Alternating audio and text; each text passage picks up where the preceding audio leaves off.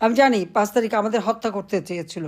যেভাবে হোক খোদা যেমন গ্রেনেড হামলার থেকে বাঁচিয়েছে বা ওই বোমা হামলা তার থেকে বাঁচিয়েছে, গুলি থেকে বাঁচিয়েছে, চট্টগ্রামে গুলি, কটারিপাড়া বিশাল বোমা এর থেকে যেমন বাঁচিয়েছে সেই 21 আগস্ট গ্রেনেড হামলা থেকে, ঠিক সেইভাবেও এবার কিন্তু মাত্র কয়েক মিনিটের জন্য আমরা বেঁচে গিয়েছিলাম। এটা আল্লাহরই ইচ্ছা, নইলে সেই দিনই তো তাদের অন্য ধরনের ইচ্ছা ছিল যে আমাদের দুইজনকে শেষ করতে পারলেই বোধহয় তাদের মনোবাঞ্ছা পূর্ণ হতো। সেটা না পেরে এখন আপনারা দেখেন মিথ্যা মামলা দিয়ে আমি রেহানা, আমাকে তো মৃত্যুদণ্ডই দিয়ে দিয়েছে, তাতে আর কোনো চিন্তা নাই তাদের।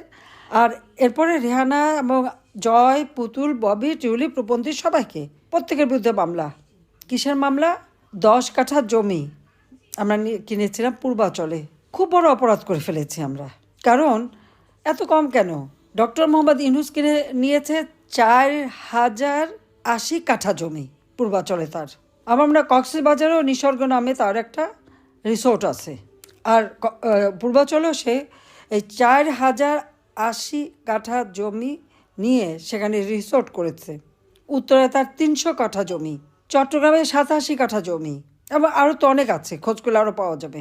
তার ফিক্সড ডিপোজিট 5,000 কোটি টাকা, আমাদের পেয়েছে মাত্র সব মিলে টিলে বোধহয় 1 কোটি কত লক্ষ টাকা পেয়েছে আবার, ব্যাস, এর বেশি আর কিছু পাওয়া যায়নি।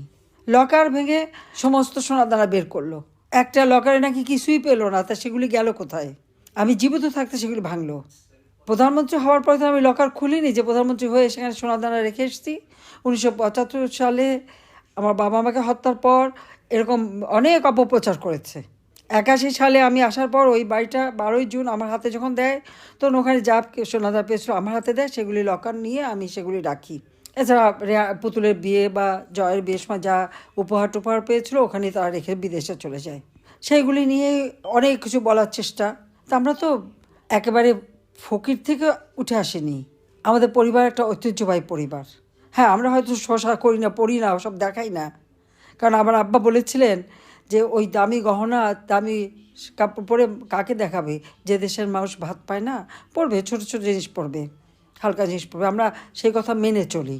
আমরা ওগুলি শোষা করিনি, কখনোই না। আমরা সাদা সিধে জীবনযাপন আমার বাবা করে গেছেন, মা করে গেছেন, আমরা সেটাই বিশ্বাস করি, সেভাবেই চলি। সেখানেও নানা রকম কথা বলার চেষ্টা করেছে। আমি ধন্যবাদ জানাই, কৃতজ্ঞতা জানাই বাংলাদেশের মানুষের প্রতি, যে তারা অন্তত এগুলি, তাদের ওই অপপ্রচারগুলি বিশ্বাস করেনি। কিন্তু 6,000 টাকা বেতনের গ্রামীণ ব্যাংকের একজন ম্যানেজারের 5,000 কোটি টাকার ফিক্সড ডিপোজিট হয় কোথা থেকে? আর এত সম্পদ আসে কোথা থেকে? 4,080 কাঠা জমি পায় কোত্থেকে? সে কোথা থেকে এলো? সেই জবাবটা তো তাকে আগে দিতে হবে। আর তার এবং তার আত্মীয় স্বজন বা কাদের লকার মকার আছে কিনা সেগুলো আমরা খুঁজে দেখবো ভবিষ্যতে, ইনশাল্লাহ দিন আসবে। তা আমি এটুকুই বলবো যে আমি জানি আমাদের নেতাকর্মীরা খুবই কষ্টে আছে, চরম জুলুম চলছে, একটার পর একটা কারখানা বন্ধ। আওয়ামী লীগের নেতাদের কারখানা রাখবে না, পুড়িয়ে দিচ্ছে, মানুষ পুড়ে মারা যাচ্ছে, শ্রমিক বেকার হয়ে গেছে। বিদেশে আগে আমরা কর্মসংস্থার ব্যবস্থা করতাম, 25টা দেশ ভিসা বন্ধ করে দিয়েছে, বাংলাদেশ থেকে কাউকে নেয় না। গার্মেন্টস ইন্ডাস্ট্রির অর্ডার বিদেশে চলে যাচ্ছে। এই যে রোহিঙ্গাদের জন্য আমি থাকতে তো তাদের পুরো খাবার দাবারের ব্যবস্থা, ভালো একটা অনুদান আসতো, সেই অনুদান এখন কমতে কমতে এমন পর্যায়ে চলে গেছে যে তাদের 2 বেলা খাবার জোটানো মুশকিল। এখন কেউ সেই সহযোগিতা হাত বাড়ায় না। ডক্টর মোহাম্মদ ইউনূসের আমলে ওই রোহিঙ্গা থেকে শুরু করে আমাদের সাধারণ জনগণ থেকে শুরু করে সবাই আজকে চরম দুর্ভোগ পোহাচ্ছে। আর হামলা, মামলা, গুম, আওয়ামী লীগের হাজার হাজার নেতাকর্মীকে গুম করে ফেলেছে, তাদের কোনো খোঁজ পাওয়া যাচ্ছে না। এমন কোনো পরিবার নাই যে যেখানে আঘাত না করেছে। তারপরেও আমি আওয়ামী লীগের নেতাকর্মীকে ধন্যবাদ জানাই যে এত আঘাতের পরেও তারা ঘুরে দাঁড়িয়েছে। আজকে সকলকে ঐক্যবদ্ধ হতে হবে। এই দুঃশাসনের হাত থেকে দেশকে রক্ষা করতে হবে, এই জঙ্গি শাসনের হাত থেকে দেশকে রক্ষা করতে হবে। আজকে সমস্ত জঙ্গিদের কারাগার থেকে মুক্ত করে আওয়ামী লীগের নেতাকর্মী দিয়ে জেলখানা ভরে ফেলেছে। আমাদের কয়েক লক্ষ নেতাকর্মীর বিরুদ্ধে মামলা, এই হামলা, মামলা, গুম, খুন, এইগুলি হচ্ছে ইউনূসের বড় গুণ। আজকে দরিদ্রের হার বাড়িয়েছে, 6 কোটি মানুষ দরিদ্র সীমার নিচে চলে যাচ্ছে, যেখানে আমি 5 কোটি পরিবারকে নিম্নবিত্ত থেকে মধ্যবিত্তে উন্নত করেছিলাম, আজকে তারা আবার গরিব হয়ে যাচ্ছে। কেন এই দেশটাকে এইভাবে ধ্বংস করলো সেটা আমি বুঝি না। আমরা যেখানে রেখে এসেছিলাম সেখান থেকেও যদি দেশটা এগিয়ে নিয়ে যেত তাহলে তো এমনটা হতো না। আজকে সংস্কারের কি সংস্কার করবে? এমন সংস্কার করেছে যে আজকে দরিদ্রের হার বাড়িয়েছে। সংস্কারের ঠেলায় মানুষ ঘরে থাকতে পারে না, জনগণের নিরাপত্তা নাই, চাঁদাবাজি মাস্তানি প্রতি পদে পদে, প্রত্যেকটা কাজে চাঁদা দিতে হবে, প্রত্যেকটা কাজে দিতে হবে। এবং এরা তো দিন রাত তাদের দুর্নীতি আজকে এমন পর্যায়ে পৌঁছেছে যেগুলো এখন প্রকাশ্য, লাজ লজ্জাও নাই। পয়সা ছাড়া একটা কাজ কেউ করাতে পারবে না।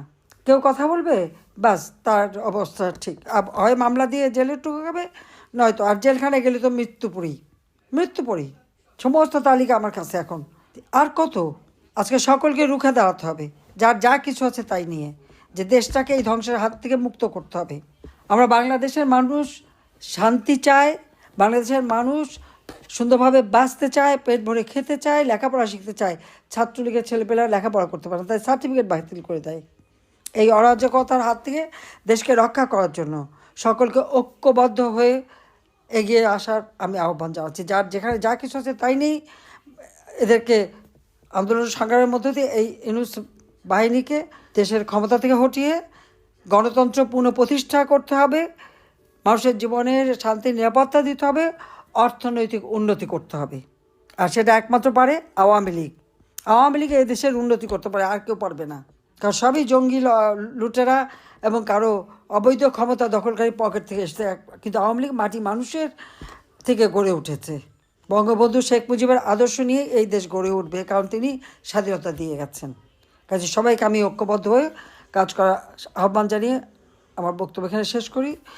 প্রত্যেকে আপনার এলাকায় কী কী উন্নতি করেছেন লিফলেট করে ঘরে ঘরে পৌঁছান, আর জনগণকে সঙ্গে নেন। জনগণকে সঙ্গে নিয়ে বলেন যে এই অবস্থা থেকে দেশকে মুক্ত করবেন, আসেন আমাদের সবাই একসাথে নামি। এবং সেইভাবে নামতে হবে, কারণ আমাদের শক্তি একমাত্র জনগণের শক্তি। সবসময় আমরা জনগণের শক্তি নিয়েই ক্ষমতায় এসেছি। জনগণের ভোটে নির্বাচিত হয়ে আওয়ামী লীগ চিরদিন ক্ষমতায় এসেছে। আওয়ামী লীগই দেশের মানুষের শান্তি নিরাপত্তা দিয়েছে, এবং আওয়ামী লীগই পারবে সেটা দিতে। এই জিনিসটা মানুষের কাছে নিয়ে যেতে হবে, এবং সমস্ত জনগণকে ঐক্যবদ্ধ করে আজকে সবাইকে মাঠে নামার জন্য আমি আহ্বান জানাচ্ছি। যে যেখানে যেভাবে পারেন সকলকে রুখে দাঁড়াতে হবে। ওরা মব জাস্টিস করবে, ভয় দেখাবে, আর সে ভয় পাওয়ার লোক আওয়ামী লীগ না। এই এত নির্যাতনের পরেও আওয়ামী লীগই। কাজে আওয়ামী লীগ ঐক্যবদ্ধ থেকে জনগণকে সঙ্গে নিয়েই আমাদের এগিয়ে যেতে হবে। ইনশাল্লাহ জনতার জয় হবেই হবে। এই দুঃশাসনের হাত থেকে দেশ মুক্তি পাবে। সবাইকে ধন্যবাদ।